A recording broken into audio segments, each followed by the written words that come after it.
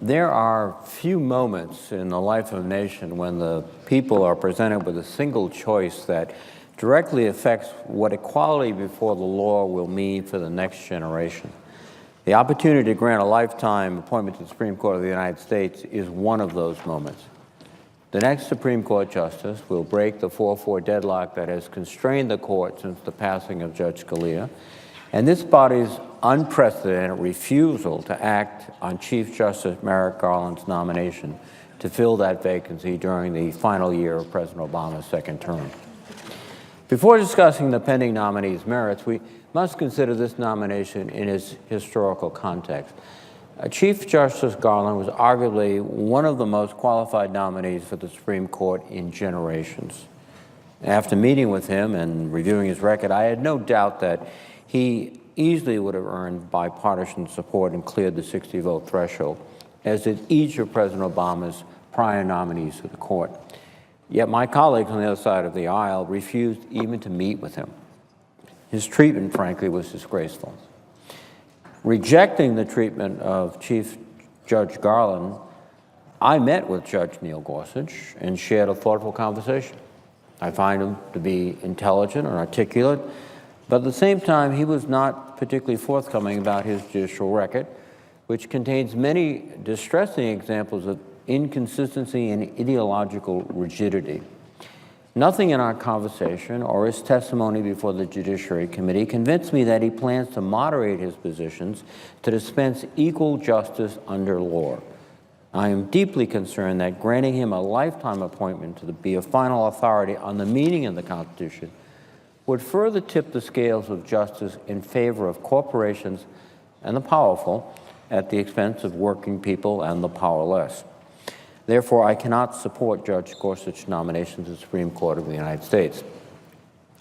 This is a pivotal time for our nation, when the people's trust in the judiciary is in decline, attributed by many to the streak of 5-4 decisions of the Roberts Court that have consolidated corporate power. Given how radically the court has changed many of our institutions over just the past decade, it is difficult to overstate the importance of understanding a nominee's judicial values and the human element the nominee will bring to the court. I've applied the same simple test to each Supreme Court nominee during my time in this body. It is not enough for a nominee to display intellectual gifts or to possess a textbook understanding of American history and jurisprudence. Judicial decision-making at the Supreme Court is not an assembly line where mechanical application of the law will resolve every dispute. Rather, the nominee must demonstrate that she or he will use judicial discretion to give meaning to the text and spirit of the Constitution. Justice Harlan Fiske Stone laid the foundation for this model of judicial review in the United States v. Caroline Products. He wrote that judges must enforce the specific text of the Constitution, but he went further, urging judges to apply stricter scrutiny to the laws that impede the effective operation of government and channels of political participation. Judges should likewise demand the most compelling justification for laws that single out powerless, discrete, and insular minorities. These principles deeply influence future scholars and judges, and laid the groundwork for modern constitutional law as we have understood it since the Warren Court. These are the decisions that struck down race and gender segregation, proclaimed the rule of one person, one vote, enshrined the right to remain silent and to counsel in police custody, and recognized the fundamental right of a person to marry for love, regardless of race or gender. This tradition stands in stark contrast to the new wave of hyper-partisan legal activism we have seen manifested in our courts over recent years. This judicial activism attempts to disguise judges' personal political agenda by arguing that they are merely applying pure, indisputable, mechanical logic. This philosophy goes by varying names: textualism, originalism, strict constructionalism, and so forth. But in the main, it is an ideological prism to disguise traditional judicial discretion, expand the law without limits to benefit politically powerful majority groups and corporations, and constrict the law for minorities, workers, and the politically powerless. We know too well the devastating effects of this line of thinking as it has manifested itself in the Roberts Court. In the case of Shelby County, the court disregarded congressional intent and ruled 5-4 that the pre-clearance formula that helped millions of African Americans secure the votes in states with a history of discrimination was no longer necessary. This freed several states to enact severely restrictive election laws that clearly benefit one party and racial group at the expense of another. And courts are still working to resolve these imbalances. In Hobby Lobby, with an intellectual framework formed in part by Judge Gorsuch, the court ruled 5-4 to give for-profit corporations religious rights to opt out of providing comprehensive health coverage for their employees. This has opened the door for corporate religious challenges to an untold number of duly enacted restraints on corporate excess, from child labor laws to basic protections against unemployment discrimination. And in Citizens United, as we all too well know, the court broke with decades of precedent, the facts of the case, and common sense to create a constitutional right for corporations to spend unlimited money on our elections. Indeed, our political system is still reeling from billions of dollars in anonymous corporate political expenditures. And we are only now beginning to recognize the national security concerns that have resulted, with hostile powers such as Russia seeking to influence our democracy. In order to satisfy partisan ideological ends, the court has left us powerless to limit the purchase of political influence, or even to know who is spending all this money on our politics. Judge Gorsuch's record strongly suggests that he would contribute to the Roberts Court's partisan, pro-corporate orientation. Indeed, the very same business groups who spent $7 million in dark money, anonymous money, to block Chief Judge Garland's nomination to this seat also spent $10 million on ads and lobbying efforts to support Judge Gorsuch's nomination. It stands to reason these groups believe that Judge Gorsuch shares their right-wing beliefs and will benefit their interest. The judiciary is supposed to be above politics. Judges write opinions to satisfy due process and establish precedents that will guide future decisions. The opinion writing process is not intended to be an arena for judges to pursue self-serving or ideological ends. That is why I'm deeply concerned with Judge Gorsuch's clear willingness on the 10th Circuit to go beyond precedent and the facts of the case before him to advance arguments designed to bend the law to his ideology. In Riddle v. Hickenlooper, Judge Gorsuch joined a panel decision that struck down uneven contribution limits in Colorado election laws. He then wrote separately to advocate that all campaign finance laws should be subject to greater constitutional questioning. This was both unnecessary to decide the case and a clear signal by Judge Gorsuch that he would work to abolish what remains of laws limiting the flow of anonymous corporate money into our elections. Judge Gorsuch has reached farthest beyond precedent when doing so would deconstruct federal agencies that restrain corporations and protect workers, consumers, and the environment. This confirmation process has introduced many to a relatively obscure doctrine of administrative law called Chevron deference. The Chevron case stands for the essentially uncontested proposition that when someone sues a federal agency and a reasonable person could read the statute at issue more than one way, the court should defer to the agency's reasonable interpretation of the law it is charged with enforcing.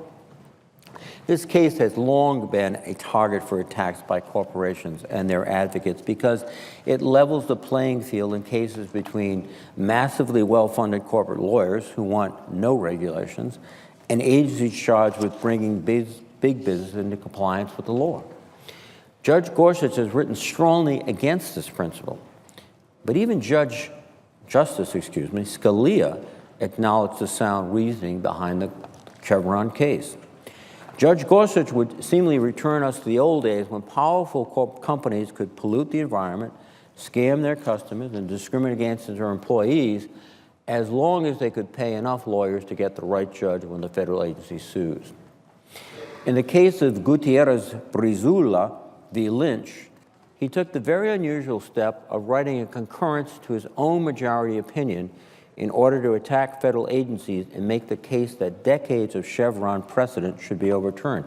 Again, it's highly unusual after you've written the majority opinion at the circuit level deciding the case that you would then step aside and write sort of a separate epistle advancing your ideas. He wrote in language in this concurrence that is familiar to those of us in the political branches of government, but out of the ordinary for a federal judge. He compared federal agencies to a tyrannical king and a behemoth and a colossus, and laid out his constitutional theory for challenging Chevron in the Supreme Court. None of this analysis was necessary to the case before Judge Gorsuch.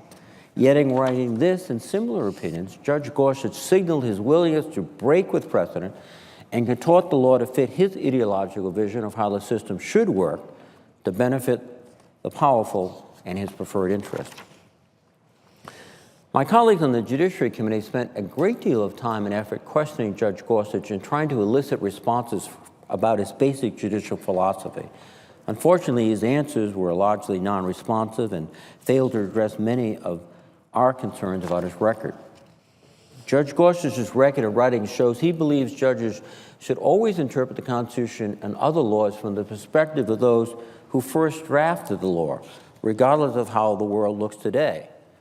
The Founding Fathers, however, did not leave us a blueprint to answer every new question of law, nor did the delegates to the Constitutional Convention demand that all future judges be originalists. The laws and values of 1789 would shock and alienate, as they should, many Americans today, particularly women and racial and other minority groups. Worse yet, a judge attempting to resolve a case as if it was the 18th, 19th, or even 20th centuries may wittingly or unwittingly use that construct to interject into the case the judge's own view of how the government ought to work. The Hobby Lobby case is a key example of this ideological inconsistency at work to the detriment of less powerful Americans. The case concerned, as I noted earlier, whether a for-profit corporation could refuse to comply with the Affordable Care Act's mandate that employers provide health coverage, including contraceptives, to over, in this case, 23,000 employees on grounds that doing so would conflict with the corporation's purported religious rights under the Religious Freedom Restoration Act, or RFRA. The text of RFRA provides that government shall not substantially burden a person's exercise of religion, even if the burden results from a rule of general applicability. The legislative history of RFRA is both recent and clear. In the case of Employment Division v. Smith, decided in 1990, the Supreme Court rejected two peyote users' claim of a religious right to consume the drug on grounds that the Constitution permits some burdens on religion if the aim of the law is secular and generally applicable. When Congress debated RFRA in 1993, the House and Senate reports show explicitly that Congress' aim was only to overturn the Smith Court's decision in Smith and to require courts considering RFRA cases to look to free exercise cases decided prior to Smith for guidance. Those are the quotes from the court. No Supreme Court prior to this time had ever granted a corporation religious rights, and nothing in RFRA's legislative history suggested Congress's intent was to do so. Notwithstanding these facts, Judge Gorsuch joined his colleagues to hold that a for-profit corporation's religious beliefs may overcome its employees' own consciences and rights to comprehensive health coverage. He relied on an 1871 law called the Dictionary Act, which provided that in certain circumstances, Congress's use of the term person can also mean businesses unless the context indicates otherwise. This reference to context meant Judge Gorsuch had to discredit the discretion to use history and common sense to reach the conclusion that corporations don't have religious views, but people do, and RFRA was enacted to protect real people's rights. But instead, he took this opportunity to endow corporate entities with religious rights that could help them escape the law in untold circumstances. And let's just explore for a moment Judge Gorsuch's belief that judges should always give meaning to the original intent of the law's draftsman. In this case, what is a corporation? How does it operate? In 1787, there were roughly 6 non-bank corporations in America, and their powers were severely restricted in the wake of colonialist experience with the abusive practices of the Crown and Royal English corporations.